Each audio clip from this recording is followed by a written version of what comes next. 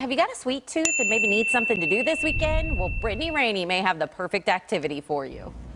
So now the question of the day, I'm looking at her, but where is she? You know, Brittany, for those old enough to understand this reference, think Willy Wonka. Yes. That is a good way to lead into it. Yes, I'm in Dallas. I'm at the FIG, which is the Fashion Industry Gallery. But we're not talking about fashion today. We're talking all about chocolate. Willy Wonka and the Chocolate Factory. This place is going to be filled with vendors, so you can try chocolate from different states. It's going to have a lot of masters here. But to tell us a little bit about how the Dallas Chocolate Festival that runs this weekend came to be, we have Sandra Wolf.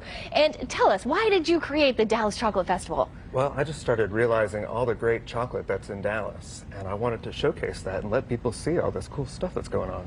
And I love chocolate, so I'm super excited about this. And there's also something that you want people to take away and experience when they come out here. Well, one of the great things about chocolate is the whole supply chain, everywhere it comes from. It's a very complicated process, but it tastes really good. And I want people to learn a little bit more about that. Because it's a very intricate process. So we're going to show you one of the cacao pods, because you cracked this puppy open for me earlier, and I was quite shocked. So tell us how this kind of comes to be this. Sure. Well, this grows on a tree. That's the first thing we teach people about chocolate. Chocolate comes from a tree. Fascinating. And they have the pods, and you open them up.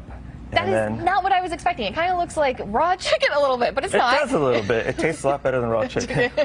And those are the seeds, and the seeds turn into that when they're dried, and eventually this becomes chocolate. It's a very long process, but it's what makes it good. And you were telling us that they have banana leaves that they put over this that allows like, the alcohols to run out, they dry out, and then all of the chocolatiers are getting the seeds, and then they're taking the husks off and then going from there. Right.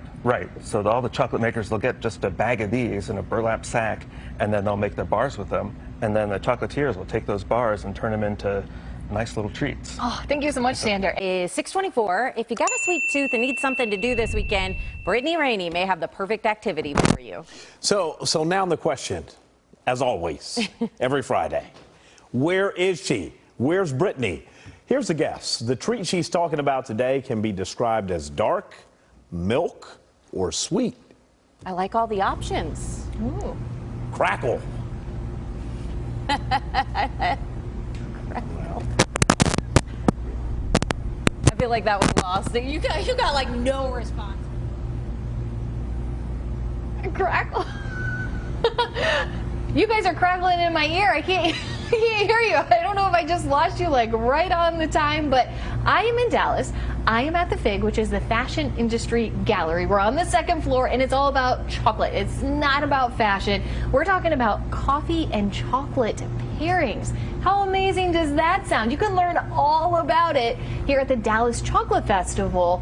They have a wine and chocolate event tonight, but then all weekend you can take classes, you can learn about demos, and they have stuff for the kids. And we have Shannon Neffendorf here, and you are the owner of Oak Cliff Coffee Roasting, and that's kind of where it started, but you guys have really branched out a lot. We have, yes.